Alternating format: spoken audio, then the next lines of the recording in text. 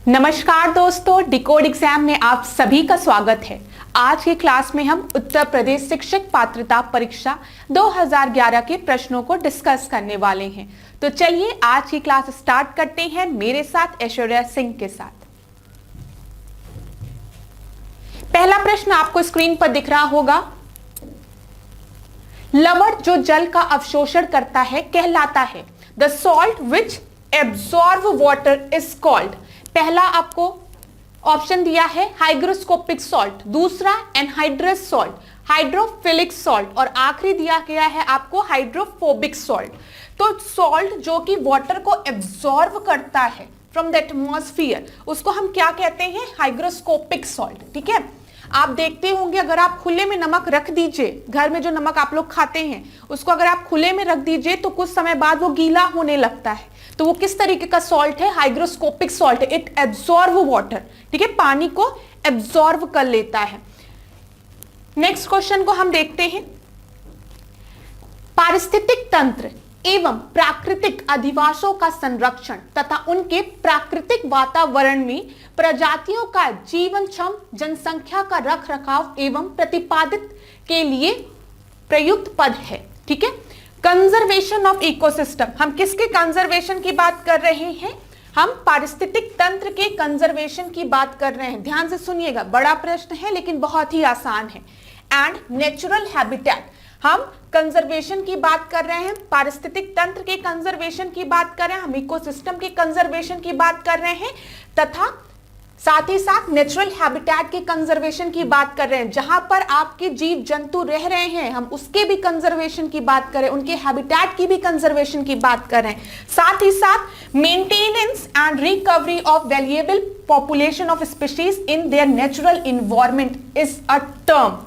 ठीक है, यहां पे क्या बोला गया है? हम जो वहां पे जो आपके स्पीशीज हैं उनके प्रोटेक्शन की बात कर रहे हैं, उनकी रिकवरी की बात कर रहे हैं। आप देखें, maintenance and recovery of valuable, जो भी इंपॉर्टेंट पॉपुलेशन ऑफ स्पीशीज, जो स्पीशीज अपने नेचुरल हैबिटेट में रह रहे हैं, अपने इकोसिस्टम में रह रहे हैं, हम उनके प्रोटेक्शन की बात कर रहे हैं। और कहां पर? उन्हीं के नेचुरल एनवायरनमेंट में, उन्हीं के नेचुरल हैबिटेट में हम उनको प्रोटेक्ट करने की बात कर रहे हैं। तो उसके लिए कौन से टर्म यूज किया जाता है यह पूछा गया है आपसे। तो पहला आपको दिया गया है कोर संरक्षण, कोर प्रोटेक्शन। दूसरा दिया है स्वस्थानीय संरक्षण, मतलब इन सेतु। ठीक है, थर्ड दिया गया है अपस्थानीय संरक्षण, मतलब एक्स सेतु। और आखिरी दिया गया है परिधीय संरक्षण, पेरिफेरल प्रोटेक्शन। अब आपने अगर कभी ध्यान से पढ़ा होगा तो दो टर्म होते हैं, एक्स सेतु कंजर्वेशन और इन सेतु। ठीक है, इन सेतु, एक्स सेतु के लिए हमने कौन सा टर्म यूज किया है? अपस्थानीय। ठीक है, सी वाला। और इन सेतु के लिए स्वस्थानीय। तो देखिए, इन मतलब जहां पर वो स्पीशीज रह रहे हैं वहीं पर उनको प्रोटेक्शन प्रोवाइड करना। समझ में आ रहा है? जैसे जंगल में अगर कोई बहुत बड़ा जंगल है और उस जंगल को हमने नेशनल पार्क में कन्वर्ट कर दिया है और हम इसी नेशनल पार्क को थ्रू उस एनिमल्स को प्रोटेक्ट कर रहे हैं, जहां पर वो रह रहे हैं वहीं पे हम उनको प्रोटेक्शन प्रोवाइड कर रहे हैं नेशनल पार्क के थ्रू या फिर वाइल्ड लाइफ सेंचुरी के थ्रू। तो वो इन सेतु, समझ में आ रहा है? इन जहां पर वो रह रहे हैं वहीं पे उनको प्रोटेक्शन प्रोवाइड किया जा रहा है। ध्यान से सुन लीजिए। दूसरा है एक्स सेतु, मतलब उनको कहीं और ले जाके उनको प्रोटेक्शन प्रोवाइड किया जा रहा है। समझ में आ रहा है? जैसे कोई जानवर है, जंगल में रहता है, हमने उसको जंगल से हटाकर किसी दूसरे कंजर्वेशन वाली जगह पर ले गए और वहां पे हमने उसको प्रोटेक्शन प्रोवाइड किया, तो वो आपका एक्स सेतु होगा। समझ में आया? तो यहां पर आपसे क्या बोला गया है? जहां पे वो स्पीशीज रह रहे हैं वहीं पर उनको प्रोटेक्शन प्रोवाइड किया जा रहा है। तो हम क्या इसके लिए टर्म यूज करें? स्वस्थानीय संरक्षण, इन सेतु, इन सेतु। ठीक है, ये चीज आप याद रखिएगा, इन सेतु प्रोटेक्शन हम प्रोवाइड करेंगे, स्वस्थानीय संरक्षण। अच्छा, जितने भी wild life sanctuaries, national park, biosphere reserve, वो किस में आते हैं? वो सब आपके इन सेतु में आते हैं। ठीक है, ये चीज याद रखिएगा। और जितनी भी लैबोरेटरीज, ठीक है, जीन पुल, ये सब आपका किस में आता है? एक्स सेतु में आता है। अगर मैं आपसे कहूं कि चिड़ियाघर, जू जो है वो इन सेतु है कि एक्स सेतु है, तो आप क्या बताएंगे? वो एक्स सेतु है। ठीक है, क्योंकि चिड़ियाघर में ले जाकर जानवरों को रखा जा रहा, और ये जानवर कहाँ रहते थे, जंगल में रहते थे, वहां से लाया गया, फिर उनको चिड़ियाघर में रखा गया। तो जू जो आपका है, या फिर कोई भी आपकी जीन पूल या कोई भी लेबोरेटरीज हैं, अगर वहां पे हम एनिमल्स को ले जा रहे हैं तो वो एक सेतु होगा, और जब वो अपने घर में रह के हम उनको प्रोटेक्शन प्रोवाइड कर रहे हैं तो वो इन सेतु होगा। बस इतनी चीजें दिमाग में बना के रख लीजिए। चलिए नेक्स्ट क्वेश्चन को देखते हैं। नेक्स्ट क्वेश्चन भी थोड़ा सा बड़ा है, लेकिन ध्यान से पढ़ेंगे तो समझ में आ जाएगा। सामुद्रिक कछुओं को जीवंत जीवाश्म कहा जाता है, ठीक है। The sea turtles are called the living fossil, ठीक है, उनको जीवाश्म कहा जाता है क्योंकि because they have been present in the earth for more than 150 million year, ठीक है। हम क्या कह रहे हैं, हम सी टर्टल्स को लिविंग फॉसिल कहते हैं। क्यों कहते हैं, क्योंकि ये 150 मिलियन ईयर से रह रहे हैं, इनकी जो लाइफ है वो बहुत ही ज्यादा होती है, मतलब 150 मिलियन ईयर से ये रह रहे हैं, ठीक है। फिर देखिए क्या पूछा गया, भारतीय उप महाद्वीप के जल भागों में पाए जाने वाले 5 प्रजातियों के समुद्री कछप में सबसे अधिक संख्या किसकी है? Which of the following has the largest number of sea turtle of the 5 species found in the water of the Indian subcontinent? तो भारत में पाए जाने वाले कछुओं में सबसे ज्यादा पॉपुलेशन किन कछुओं की है, यह प्रश्न पूछा गया है।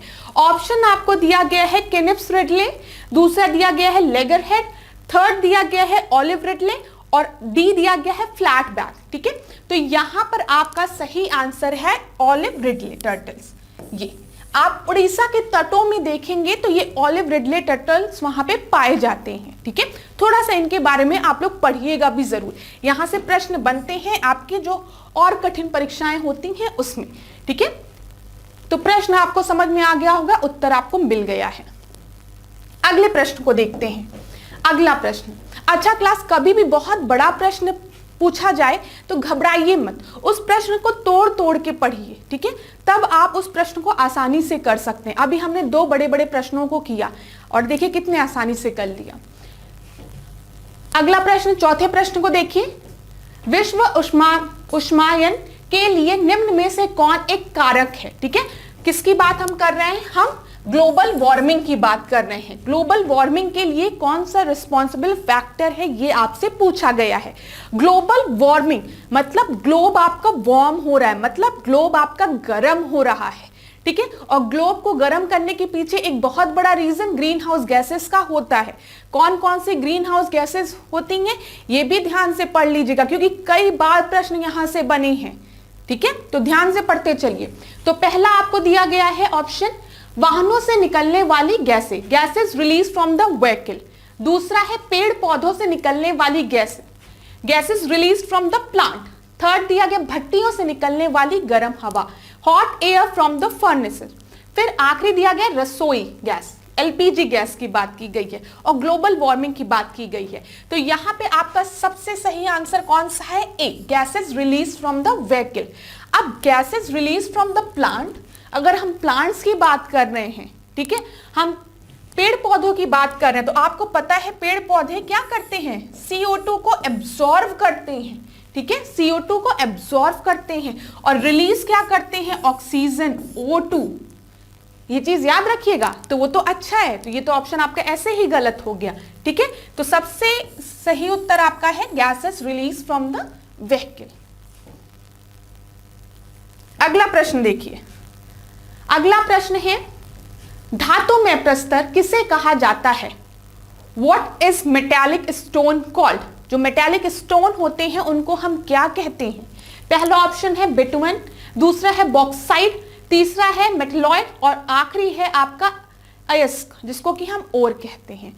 अब आपने अक्सर सुना होगा आयरन ओर के बारे में ना, तो ये क्या है, जब हम मेटेलिक स्टोन्स की बात करते हैं तो हम मेटेलिक ओर का टर्म यूज करते हैं, अयस्क यूज करते हैं। D is the correct answer. अगले प्रश्न को देखिए, छठवां प्रश्न। अब देखिए यही हमने थोड़ी देर पहले डिस्कस किया था और यही आपके प्रश्न के फॉर्म में यहां पूछ लिया गया है। पेड़ पौधे प्रदूषण को घटाते हैं क्योंकि वे अवशोषण करते हैं, मतलब क्या कर रहे हैं, एब्जॉर्व कर रहे हैं। Plant reduces the pollution because they absorb, pollution को क्या करते हैं, रिड्यूस करते हैं, क्योंकि वो एब्जॉर्ब क्या करते हैं, अभी थोड़ी देर पहले मैंने आपको बताया है, CO2 को एब्जॉर्ब करते हैं और आपको देते क्या है, ऑक्सीजन। और ये पूरा प्रोसेस आपका किस में होता है, फोटोसिंथेसिस प्रोसेस में होता है, ठीक है। फोटोसिंथेसिस के थ्रू वो अपना खाना भी बनाते हैं, ये सब चीजें समझिए। तो यहाँ पे क्या है, सल्फर डाइऑक्साइड नहीं, कार्बन डाइऑक्साइड, ठीक है, carbon dioxide, B is the correct answer. अब तो आपको सही उत्तर मिल गया। अगला प्रश्न देखिए, भूकंप मापा जाता है, earthquake is measured, Beaufort scale, Beaufort पैमाने से, डेसिबल, सी है न्यूटन और आखिरी है रिक्टर पैमाने से, रिक्टर स्केल से। तो हम अर्थक्वेक की बात करते हैं तो अर्थक्वेक को मापा जाता है रिक्टर स्केल से, D is the correct answer, ठीक है। यहां पे अगर हम ब्यूफोर्ड स्केल की बात करें तो ब्यूफोर्ड स्केल मेनली आपके विंड की स्पीड को मेजर करने के लिए यूज होता है। समुद्र, जब शिप समुद्र पर चलती हैं तो समुद्र पे विंड की स्पीड क्या है उसको मेजर करने के लिए ब्यूफोर्ड स्केल का यूज किया जाता है। डेसिबल की अगर हम बात करें तो डेसिबल किसका यूनिट है, साउंड का यूनिट है, साउंड, ध्वनि, ध्वनि कितनी है इसको मेजर करने के लिए हम डेसिबल का यूज करते हैं। और न्यूटन तो आपका फोर्स के लिए यूज होता है, फोर्स, ठीक है। यहां से ये सब चीजें भी याद रखिएगा। अगले प्रश्न को देखिए, 8वें प्रश्न को, महासागरों में जल स्तर वृद्धि का कारण है, ठीक है। The reason for the rise in the water level in ocean, ocean में वाटर लेवल बढ़ने का कारण क्या है, ये प्रश्न पूछा गया है। ध्यान से ऑप्शंस को पढ़िएगा। ध्रुवीय प्रदेशों में बर्फ का पिघलना, ठीक है, melting of ice in the polar region. दूसरा है अत्यधिक वर्षा, एक्सेसिव रेनफॉल। सी है अम्ल वर्षा, एसिड रेन, ठीक है। और आखिरी है नन ऑफ द अबव, उपयुक्त में से कोई भी नहीं। यहां पे बोला गया है reason for the rise in the water level in the ocean. अब मेरी बात आप ध्यान से सुनिएगा। थोड़ी देर पहले मैंने आपसे बात की ग्लोबल वार्मिंग की, ठीक है। ग्लोबल वार्मिंग से क्या हो रहा है, अर्थ का टेम्परेचर बढ़ रहा है, अर्थ ज्यादा गर्म होती जा रही है। ग्लोबल वार्मिंग के पीछे एक बहुत बड़ा कारण किन गैसेस का है, ग्रीन हाउस गैसेस का है, ग्रीन हाउस गैसेस, ठीक है। ग्रीन हाउस गैसेस में आपके कौन कौन से आते हैं, कार्बन डाइऑक्साइड आता है, ठीक है, वाटर वेपर भी इसी में आता है ग्रीन हाउस गैसेस में, मीथेन आता है। ग्रीन हाउस गैसेस के नाम एक बार आप लोग देख लीजिएगा, पेपर में पूछे जाते हैं, ठीक है, एक्सेट्रा। फिर उसके बाद हमने बात किया इससे क्या होगा, अर्थ गर्म होगी, और अर्थ जब गर्म होगी तो अगर ये आपका ग्लोब है और ग्लोब में ये आपके पोलर रीजन्स है जहां पर बर्फ जमी है, तो गर्मी के कारण ये बर्फ आपकी पिघलने लगेंगी, और जब ये बर्फ आपकी पिघलेगी तो उनका पानी किस में जाकर मिलेगा, ओशियन में, जिसके वजह से ओशियन का जो लेवल है वो आपका दिन प्रतिदिन बढ़ता जाएगा। और जब ओशियन का लेवल आपका दिन प्रतिदिन बढ़ेगा तो जो भी कंट्रीज अपनी बाउंड्री ओशियंस के साथ शेयर कर रही हैं, उनके तटीय रेखा पे जो भी सिटीज हैं वो डूबने भी लगेंगी। ये भी चीज समझिएगा, ग्लेशियर डूबेंगे, आपके पिघलने लगेंगे, ग्लेशियर डूबने भी लगेंगे, वाटर लेवल बढ़ता जा रहा है, जिसकी वजह से जो आपकी कंट्रीज ओशियंस के साथ अपनी बाउंड्री शेयर कर रही हैं और कोस्ट पे जो सिटीज हैं वो भी डूबने लगेंगी। तो एक बहुत बड़ा कारण है आपका melting of ice in the polar region, और इसके पीछे आपका रिस्पॉन्सिबल कौन है, ग्लोबल वार्मिंग। याद रखिएगा ये, ठीक है। अच्छा, यहां पे एक ऑप्शन आपको एसिड रेन दिया है। एसिड रेन से भी कई बार प्रश्न बने हैं पेपर में, तो मैं आपसे पूछूं एसिड रेन के लिए कौन रिस्पॉन्सिबल है, तो आप याद रखेंगे सल्फर डाइऑक्साइड, ठीक है, प्लस नाइट्रोजन ऑक्साइड, नॉक्स, ये दोनों आप याद रखेंगे, एसिड रेन के लिए रिस्पॉन्सिबल होते हैं। चलिए अगला प्रश्न देखते हैं यहीं पर।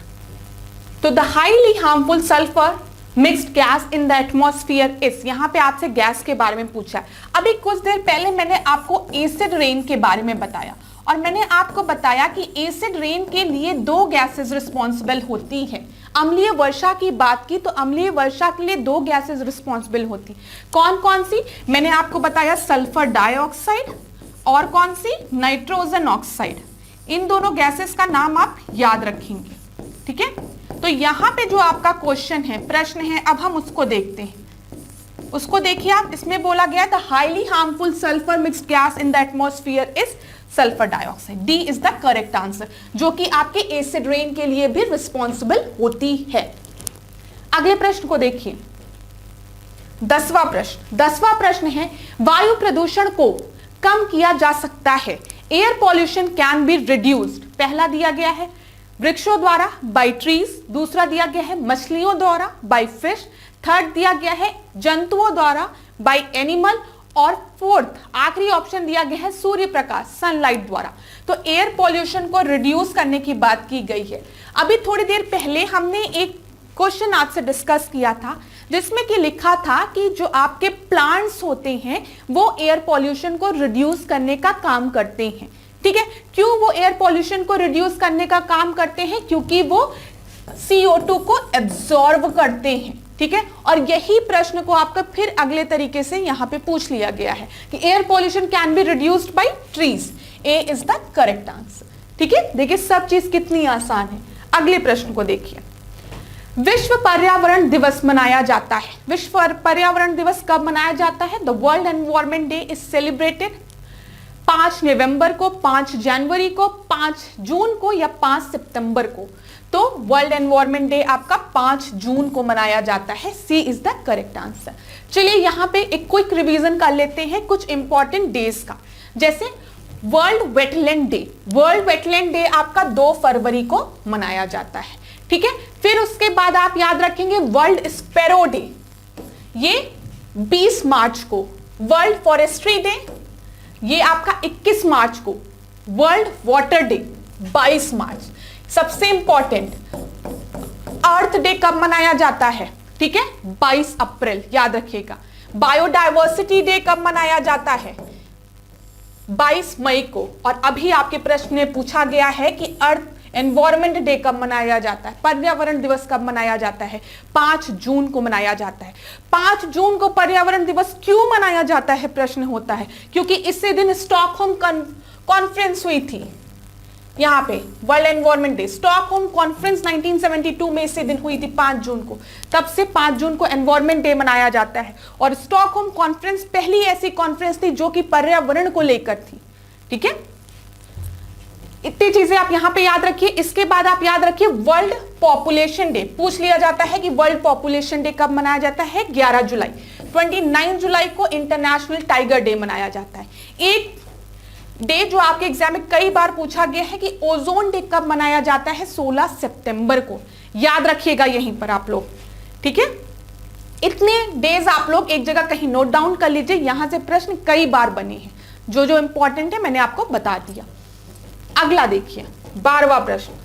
12वां प्रश्न है सूर्य के हानिकारक किरणों से पृथ्वी को कौन सा स्तर सुरक्षित रखता है? Which layer protect the earth from the harmful rays of the sun? ठीक है, अब कौन सी ये हार्मफुल रे है? सबसे पहला प्रश्न यही है। किस रेस की बात की जा रही है? तो यहाँ पे आपकी पैराबैंगनी किरणों की बात की जा रही है, यूवी रेस की बात की जा रही है। इसको ध्यान से एक जगह नोट डाउन कर लीजिए। अब कौन प्रोटेक्ट करता है वो देखते हैं। पहला दिया गया है आयनोस्फीयर, आयन मंडल। दूसरा दिया गया है ओजोन स्तर, ओजोन लेयर। थर्ड दिया गया है आपका क्षोभ मंडल, ट्रोपोस्फियर। और आखिरी दिया गया है आपका चुंबक मंडल, जिसको कि मैग्नेटोस्फियर लिखा है। तो मैंने आपको पहले भी बताया है जो ओजोन लेयर है वो आपके स्ट्रेटोस्फियर में लाई करती है। ठीक है, ओजोन लेयर। और यही ओजोन लेयर अल्ट्रावायलेट रेस को अर्थ पे एंटर करने से रोकती है। यहां पर आप लोग एक बार फिर इस फिगर को देख लीजिए। अब तो आप लोग इस फिगर से परिचित भी हो गए होंगे। ये सबसे पहले आपका क्षोभ मंडल है। ठीक है, जिसको कि हम ट्रोपोस्फियर कहते हैं। अगर पेपर में प्रश्न पूछता है सबसे निचली लेयर कौन सी है, सबसे निचली परत वायुमंडल की कौन सी है, तो आप टिक लगाएंगे ट्रोपोस्फियर, क्षोभ मंडल। ठीक है, दूसरी परत जो है वो समताप मंडल है, जिसको कि हम स्ट्रेटोस्फियर कहते हैं। और इसी स्ट्रेटोस्फियर में आपकी ओजोन लेयर लाई करती है। ये दिख रहा है आपको ओजोन रेखा, जो कि अल्ट्रावायलेट रेस को आने से, अर्थ पे आने से थोड़ा सा रोकती है। समझ में आ रहा है? एक बार प्रश्न आपसे पूछा गया है कि सबसे ठंडी परत कौन सी है, तो वो आपकी है मध्यमंडल। ये देखिए मध्यमंडल, मेसोस्फियर। ठीक है, चलिए इतनी चीजें क्लियर हो गई। अब नेक्स्ट प्रश्न को देखिए। किसी जगह के फ्लोरा और फना सूचित करता है। Indicate the flora and fauna of a place. हम फ्लोरा और फौना दोनों की बात कर रहे हैं।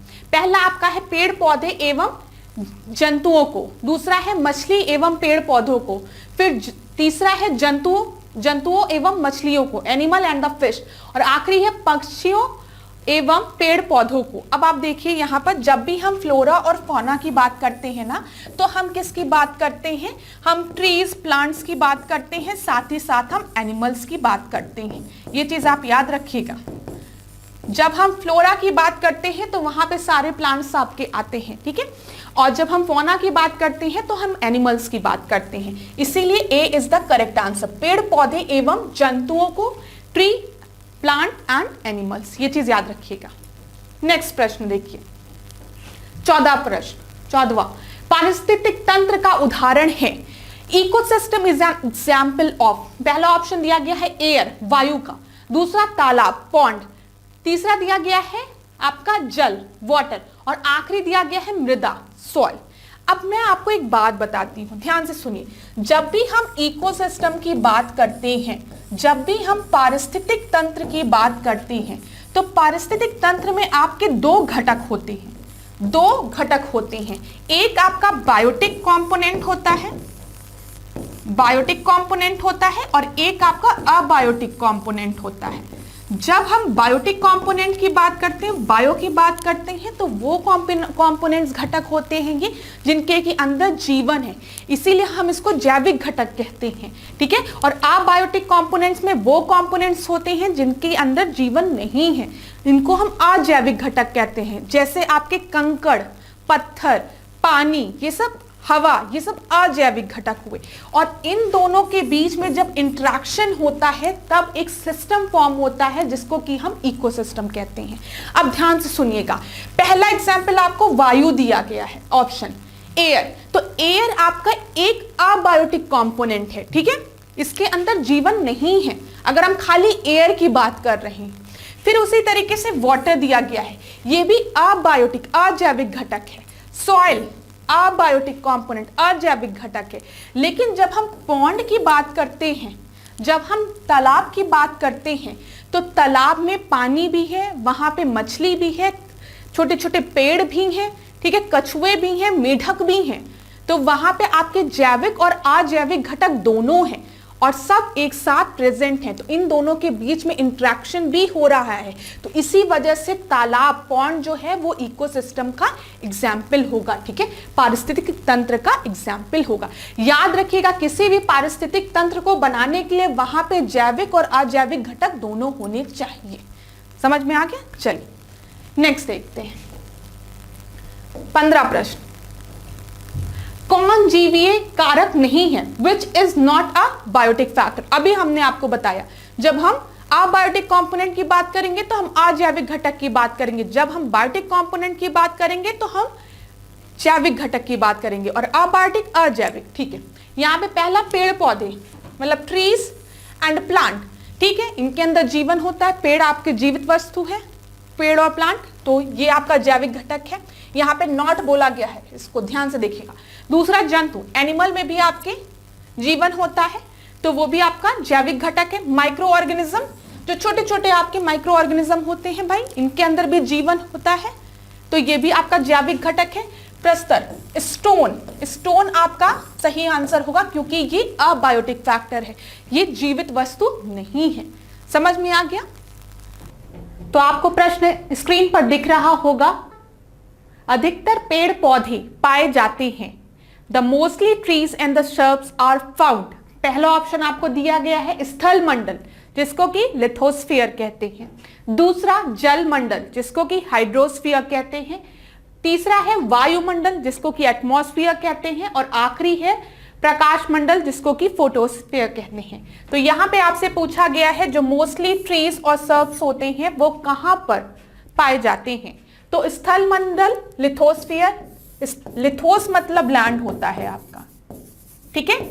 हाइड्रोस्फीयर, हाइड्रो मतलब क्या होता है? हाइड्रो मतलब वाटर। एटमॉस्फेयर, एटमॉस मतलब आपका क्या होता है? एटमो मतलब आपका एयर, मतलब हम कंपोजिशन की बात कर रहे हैं। और फोटो मतलब होता है लाइट, ठीक है। तो अब आप मुझे बताइए कि ट्रीज और सर्ब्स कहाँ पाए जाते हैं? स्थल मंडल में, लिथोस्फीयर में, जहां पर जमीनें हैं वहां पर अधिकतर ट्री और सर्ब्स पाए जाते हैं।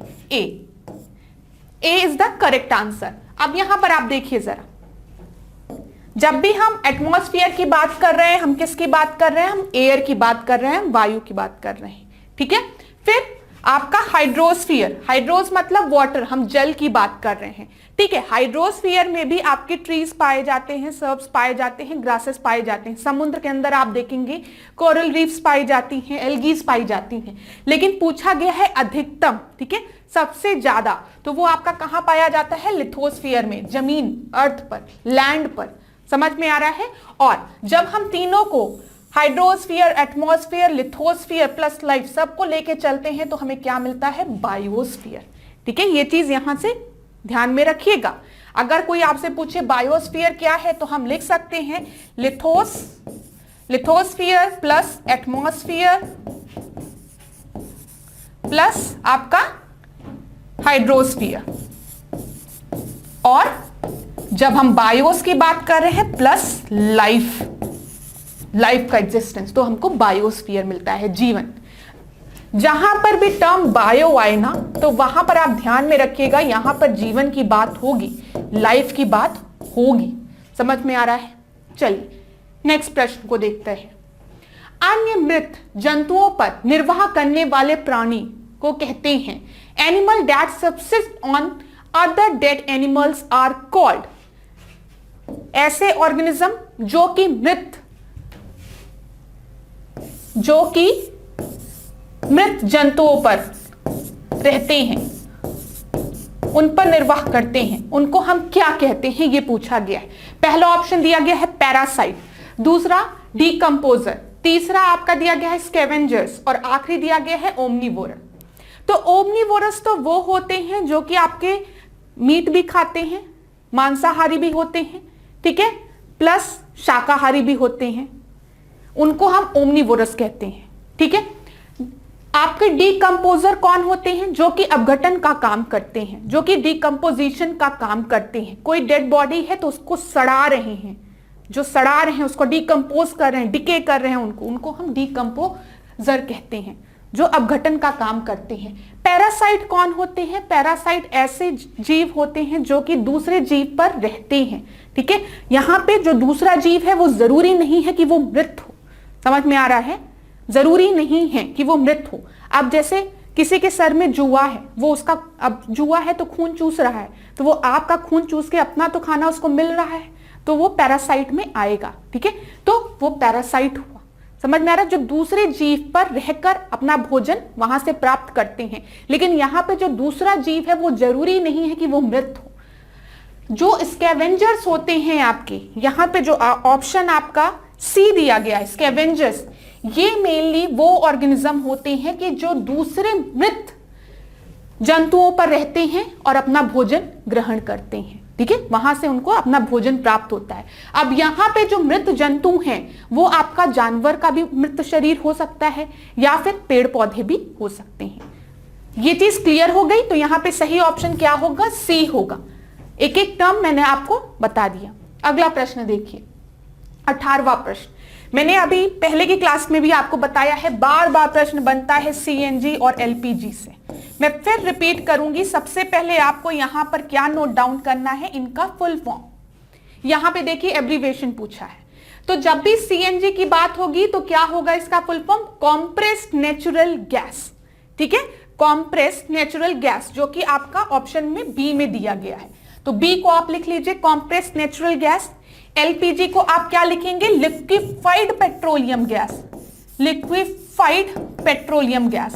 प्रश्न में क्वेश्चन इस तरीके से भी बन सकता है आपका पेपर में, पेट्रोलियम गैस, ठीक है। इतना क्लियर हो गया। अब दूसरी चीज, एक बार पेपर में आपसे प्रश्न पूछा गया है कौन सा आपका नेचुरल फ्यूल है या फिर इको फ्रेंडली फ्यूल है, इको फ्रेंडली, ठीक है, तो उसका उत्तर क्या था आपका? सीएनजी, कॉम्प्रेस्ड नेचुरल गैस, आपका एक इको फ्रेंडली फ्यूल है, ठीक है। फिर एक चीज आप याद रखिए, एलपीजी की बात जब हम करेंगे लिक्विफाइड पेट्रोलियम गैस की, तो यहां पर आप याद रखेंगे बीपी, इसके कंपोजिशन में ब्यूटेन और प्रोपेन पाया जाता है। जब हम सीएनजी की बात करेंगे, कॉम्प्रेस नेचुरल गैस की, तो यहां पे आप याद रखेंगे एमई, मीथेन और इथेन इसके कंपोजिशन में होता है।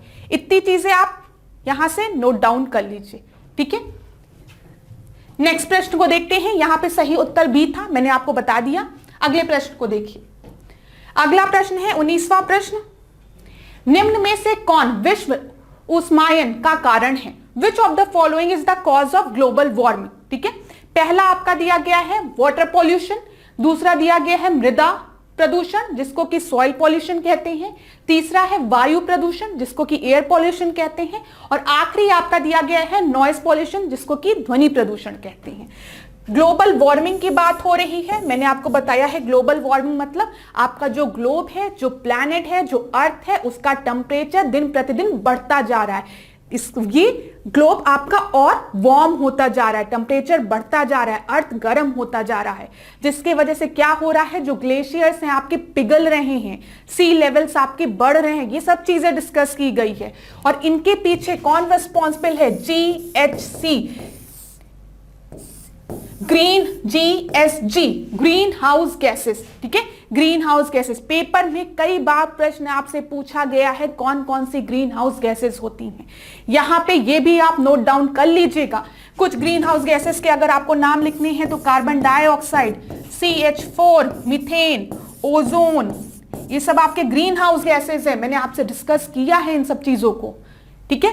अब एक चीज और याद रखिए, यहां पे ग्लोबल वार्मिंग की बात की गई है, हम ग्रीन हाउस गैसेस की बात कर रहे हैं, तो कहीं ना कहीं हम एयर पॉल्यूशन की बात कर रहे हैं। तो यहां पे सही उत्तर आपका क्या होगा? सी इज द करेक्ट ऑप्शन। इतना समझ में आ गया। एक टर्म मैंने आपको बताया था जो कि पेपर में आपसे कई बार पूछा गया है कि जो ग्रीन मफलर होता है वो किस चीज से रिलेटेड होता है? Green muffler. पेपर में ये भी प्रश्न पूछा गया है, इसको नोट डाउन कर लीजिए। ग्रीन मफलर, ग्रीन मफलर किस चीज से रिलेटेड है? तो अगर प्रश्न में ये पूछा गया तो ग्रीन मफलर जो है वो नॉइज पॉल्यूशन से रिलेटेड है। यहां पे मैं आपके लिए लिख दे रही हूं, ये सारे पॉइंट्स नोट डाउन करिए। क्लास पेपर में पूछे गए हैं प्रश्न यहां से।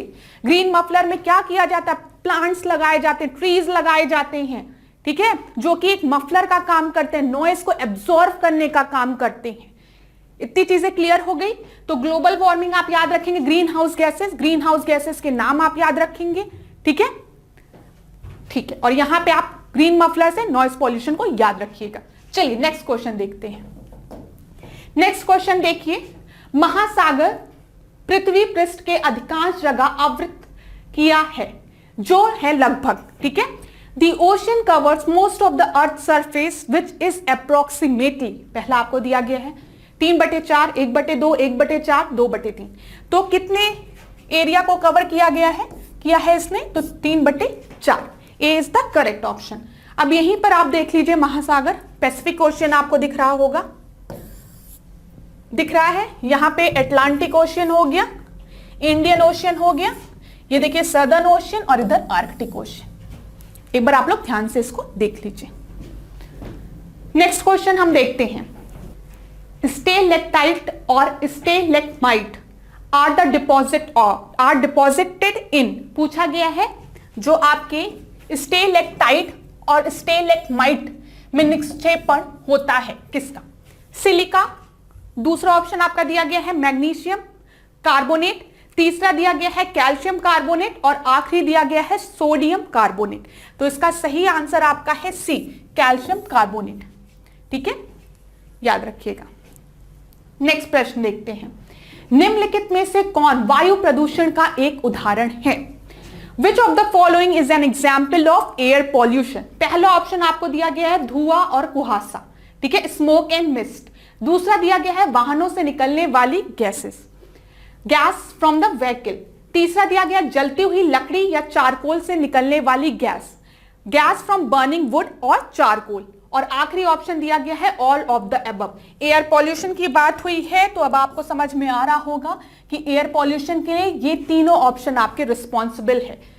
धुआं भी रिस्पॉन्सिबल है, वाहनों से निकलने वाली गैसेस भी रिस्पॉन्सिबल है, जलती हुई लकड़ियां या चारकोल से निकलने वाली गैसेस भी रिस्पॉन्सिबल है। तो इसका सही उत्तर क्या होगा? D is the correct option. अगला प्रश्न देखते हैं। भारत तथा दूसरे देशों में प्रदूषण को रोकने के लिए बनाए गए नियम डैश का प्रयोग रोकते हैं या रोकता है। पहला आपको दिया गया किसका प्रयोग रोका जा रहा है।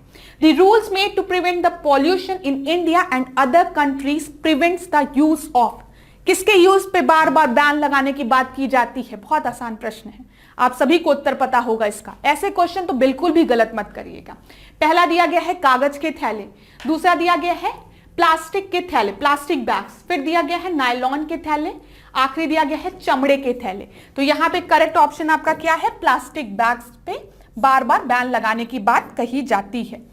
क्यों कही जाती है इस पे बैन लगाने की बात, क्योंकि मैंने एक बार आपको पढ़ाया था जो वेस्ट होता है वो दो तरीके का होता है। एक आपके बायोडिग्रेडेबल वेस्ट होते हैं, बायोडिग्रेडेबल, और एक आपका होता है non biodegradable waste, non biodegradable waste. अच्छा, बायोडिग्रेडेबल वेस्ट कौन से वेस्ट होते हैं, जो कि बहुत जल्दी जैसे आपका सड़ जाते हैं। जैसे आपके किचन से जो वेस्ट निकला, छिलका, आलू का छिलका, प्याज का छिलका, ये आपके बायोडिग्रेडेबल वेस्ट हैं। ठीक है, आप इनको रख दीजिए, सड़ जाएंगे, मिट्टी में मिल जाएंगे बहुत जल्दी। लेकिन जो नॉन बायोडिग्रेडेबल वेस्ट होते हैं ना, ये इतनी जल्दी खत्म नहीं होते हैं। समझ में आ रहा है? जैसे प्लास्टिक की अगर हम बात करते हैं तो प्लास्टिक जो है वो इतनी जल्दी डिके नहीं कर पाता है, इनका डिकम्पोजिशन इतनी इजीली नहीं हो पाता है, जिसकी वजह से बार बार इनको रोक लगाने की बात की जाती है। ये सब आपके परसिस्टेंट पॉल्यूटेंट्स में आते हैं, ठीक है, जो कि वातावरण में काफी लंबे समय तक रहते हैं, इतनी जल्दी ये खत्म नहीं होते हैं। इसी वजह से बार बार प्लास्टिक बैग्स को बैन करने की बात कही जाती है। तो ये भी याद रखिएगा, बायोडिग्रेडेबल वेस्ट जो कि बहुत ही जल्दी डिग्रेड कर जाते हैं, जिनका कि डिकम्पोजिशन बहुत ही आसानी से हो जाता है, सड़ जाते हैं, खत्म हो जाते हैं, मिट्टी में मिल जाते हैं, ऐसे याद रखो। नॉन बायोडिग्रेडेबल वेस्ट जो कि इतने इजीली आपके डिकम्पोज नहीं करते हैं, सड़ते नहीं हैं, काफी समय तक एनवायरमेंट में रहते हैं, जो कि नाली पानी को गंदा करते हैं, ठीक है, पॉल्यूशन फैलाते हैं, उनको नॉन बायोडिग्रेडेबल वेस्ट। चलिए अगला देखिए, हवा में उपस्थित ऑक्सीजन का प्रतिशत क्या है, what is the percentage of oxygen present in the atmosphere. ठीक है, ये पूछा गया है आपका इन द एयर। पहला आपका दिया गया है 44%, दूसरा दिया गया है 23%, फिर 40% और डी दिया गया है 21%। ठीक है, तो यहां पर आपका सही उत्तर क्या है, 21%। 21% आपका ऑक्सीजन आपके एयर में प्रेजेंट रहता है। यहां पे देख लीजिए 78% आपका क्या प्रेजेंट रहता है एटमॉस्फेयर में, नाइट्रोजन। ठीक है, 21% ऑक्सीजन, और अगर कार्बन डाइऑक्साइड की बात की जाए तो कहीं कहीं अप्रोक्सीमेटली 0.03%, या फिर अगर 0.04% भी दिया है, ठीक है, तो भी आप उसको गलत नहीं मानेंगे, अप्रोक्स। ठीक है, ये चीज आप याद रखिएगा। एक बार टेट की परीक्षा में ही पूछा गया था, कौन सी दो ऐसी गैस है जो कि 99% आपके एयर में प्रेजेंट होती है। अब आप मुझे बताइए कौन दो गैसेस मिलकर अप्रॉक्स 99% एयर कंपोजिशन रखती हैं। तो 78% नाइट्रोजन प्लस 21% आपका ऑक्सीजन, 99%। ये प्रश्न पूछा गया है। वहां पे ऑप्शन में आपको दिया था nitrogen and oxygen, nitrogen and carbon dioxide, oxygen and carbon dioxide, ऐसे करके। तो यहाँ पे आप याद रखिएगा, सबसे ज्यादा नाइट्रोजन प्रेजेंट होता है अप्रोक्सीमेटली 78%। देन हम ऑक्सीजन की बात करते हैं जो कि अप्रोक्सीमेटली 21%, और ये दोनों मिलकर आपका अप्रोक्सीमेटली 99% प्रेजेंट होती है एयर में। ये प्रश्न पूछा गया है, इसी वजह से मैंने यहां पर आपको बताया है। चलिए अगला प्रश्न देखते हैं। अगला प्रश्न है, परम तापमान पैमाना कौन सा है। ठीक है, एब्सोल्यूट टेम्परेचर स्केल की बात की गई है, तो एब्सोल्यूट टेम्परेचर स्केल में पहला ऑप्शन दिया गया है सेल्सियस, दूसरा दिया गया है फ़ारेनहाइट, तीसरा दिया गया है केल्विन, और डी दिया गया है ऑल ऑफ द अबव। तो जब भी हम लोग एब्सोल्यूट टेम्परेचर स्केल की बात करेंगे तो यहां पे आपका केल्विन होता है। ठीक है, सेल्सियस, फ़ारेनहाइट, केल्विन, ये तीनों आपके टेम्परेचर के यूनिट है, इसमें कोई दिक्कत नहीं है। लेकिन जब भी हम एब्सोल्यूट टेम्परेचर की बात करेंगे हम केल्विन की बात करेंगे। ठीक है, अगला प्रश्न देखिए, फोटोसिंथेसिस, ठीक है, प्रकाश संश्लेषण संपादित होता है। पहला आपका दिया गया है सभी पौधों में, बाय ऑल प्लांट, दूसरा दिया गया है सभी जंतुओं एवं पौधों में, तीसरा दिया गया सभी हरे पौधों में, और डी दिया गया है वायरसों में। ठीक है, आपको पता है फोटोसिंथेसिस की जब भी हम बात करते हैं तो हम ग्रीन प्लांट्स की बात करते हैं। किसकी बात करते हैं हम यूजुअली? हम ग्रीन प्लांट्स की बात करते हैं।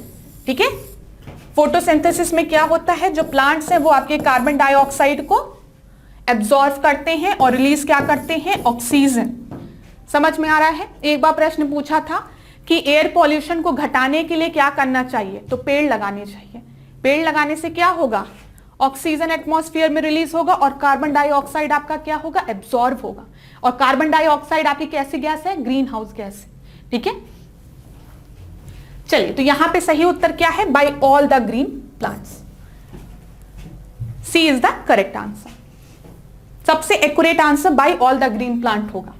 चलिए नेक्स्ट देखते हैं। यहां पर ध्वनि या ध्वनि प्रदूषण मापा जाता है। ठीक है, पहला इनफॉन, दूसरा डेसी में, तीसरा डेसिबल में, और फिर आखिर दिया है डेसिमल में। तो कहीं ना कहीं आपको इन तीनों में कंफ्यूज करने की कोशिश की गई है। तो जब भी हम नॉइस पॉल्यूशन की बात करेंगे तो नॉइस पॉल्यूशन या नॉइस जो आपकी मेजर होती है वो डेसिबल में मेजर होती है। इस तरीके से अगर पेपर में लिखा हो तो इसका मतलब होता है decibel. C is the correct answer.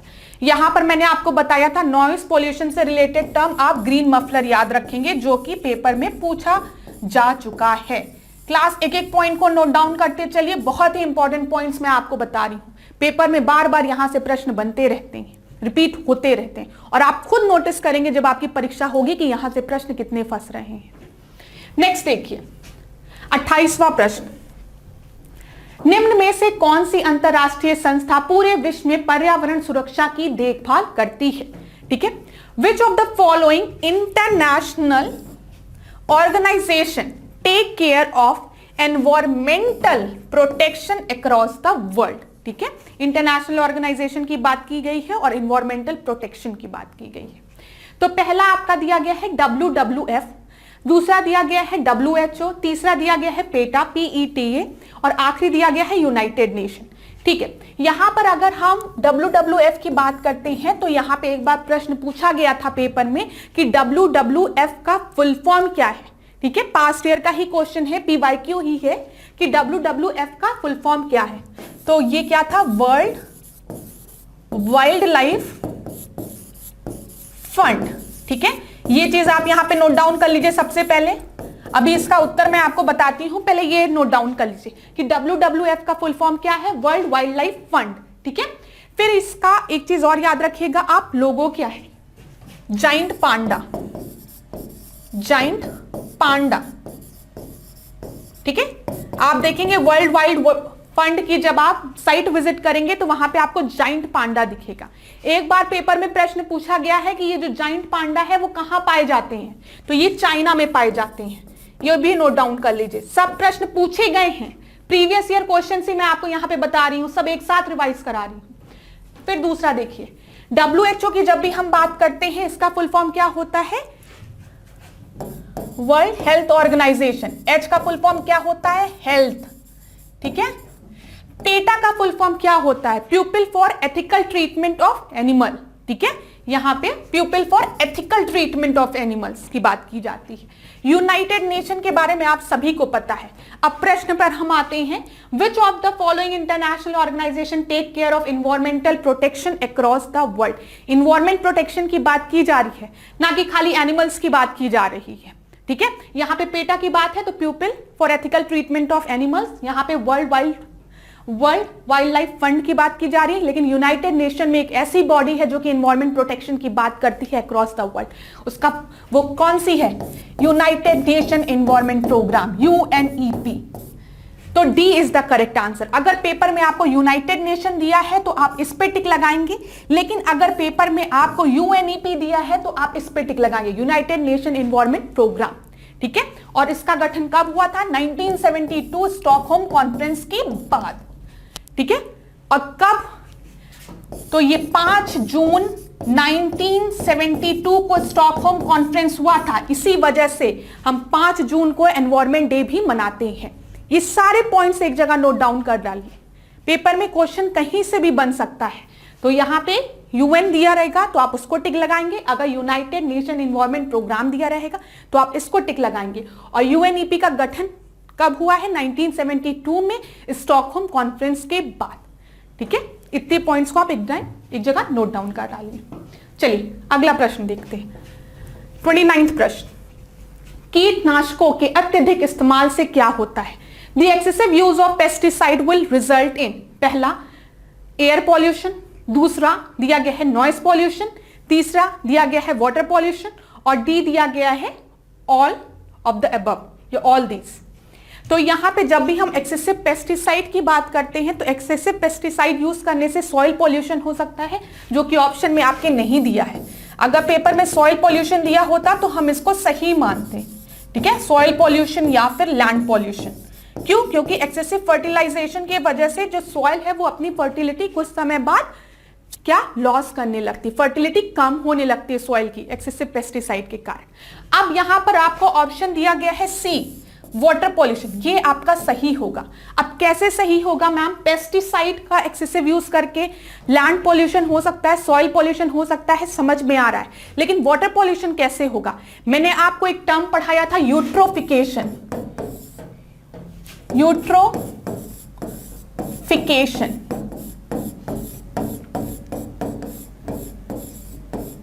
इस टर्म को ध्यान से सुनिए, हो सकता है पेपर में प्रश्न यहां से पूछ ले कि यूट्रोफिकेशन क्या होता है। यूट्रोफिकेशन एक ऐसा प्रोसेस होता है, इसको पूरा सुनिए, जहां पर जो फार्मर्स है, जब एक्सेसिव फर्टिलाइजर, किसी ने एक्सेसिव फर्टिलाइजर पेस्टिसाइड अपने एग्रीकल्चर फील्ड में डाल दिया, ठीक है, एक दिन बहुत ही तेज बारिश होने लगी या फिर किसी भी कारण से बहुत ही तेज बारिश होने लगी, फील्ड में बहुत ज्यादा पानी, आपका उस एग्रीकल्चर लैंड में बहुत ज्यादा पानी इकट्ठा हो गया और ये पानी बहते बहते जाकर नदियों में मिल गया। समझ में आ रहा है मैंने क्या कहा आपसे? एक फार्मर है, उसने अपनी फील्ड में पेस्टिसाइड फर्टिलाइजर डाला है, एक दिन बहुत ही तेज बारिश होने लगी, बारिश के कारण जो आपके जो फील्ड था वो पानी से भर गया और यही पानी होते होते गुजरते गुजरते आपका जाके जो अगल बगल जो वाटर बॉडीज हैं, जैसे कि आपका कोई रिवर है, उसमें जाके मिल गया। ठीक है, अब जो रिवर है वहां पर, ऐसे समझिए इसको आप, अब कोई रिवर है, ठीक है, रिवर है, वहां पर बहुत ढेर सारे पेस्टिसाइड फर्टिलाइजर्स आ गए, तो यहां पे जो एल्गीज हैं, जो इस वाटर बॉडीज में नेचुरली प्रेजेंट एल्गीज हैं, उनके लिए ये फर्टिलाइजर पेस्टिसाइड एक न्यूट्रिएंट की तरह वर्क करेगा, उनके खाने की तरह वर्क करेगा। ठीक है, और वो एल्गीज इनको खाएंगी, जिससे कि इनकी जो ग्रोथ है वो रैपिड वे में होने लगेगी, मतलब इनकी पॉपुलेशन आपकी अचानक से बहुत ज्यादा बढ़ जाएगी। जो शैवाल हैं, एल्गीज हैं, वहां पे प्रेजेंट हैं। ठीक है, और जब इनकी पॉपुलेशन अचानक से बहुत तेज से बढ़ जाएगी तो यहां पे क्या होगा, ये उस एक्वेटिक वाटर बॉडी के, जो एक्वेटिक बॉडी है, जो वाटर बॉडी है, उसके सरफेस को कवर कर लेगी। आप अक्सर देखते होंगे कि ऐसे एक मतलब एक वेल है और पूरा ऊपर से आपका काई जमी हुई है, काई जमते हुए देखा है ना पानी में, तो वही मैं कहना चाह रही हूं। तो उस कंडीशन में क्या होगा, ये जो वाटर बॉडी है यहां पे ऑक्सीजन का डिप्लीशन होने लगेगा। ठीक है, जो डिसॉल्व्ड ऑक्सीजन इस पानी में प्रेजेंट था वो आपका घटने लगेगा, और यही पूरा प्रोसेस आपका यूट्रोफिकेशन होता है। समझ में आया किस तरीके से एक्सेसिव पेस्टिसाइड के कारण आपका वाटर पॉल्यूशन हो सकता है? Through eutrophication.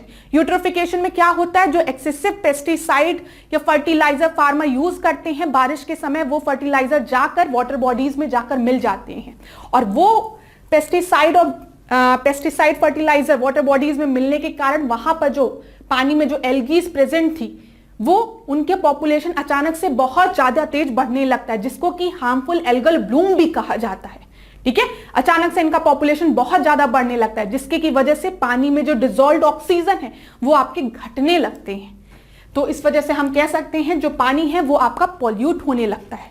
ठीक है, तो वाटर पॉल्यूशन पूरा, तो ये मैंने आप लोगों को क्लासेस में बहुत अच्छे से समझाया है, यहां पे तो थोड़ा सा आपको समझाने की कोशिश की मैंने। अब तीसरे प्रश्न को हम देखते हैं, निम्न में से कौन पर्यावरण के लिए हानिकारक है? ठीक है, which of the following is harmful to the environment?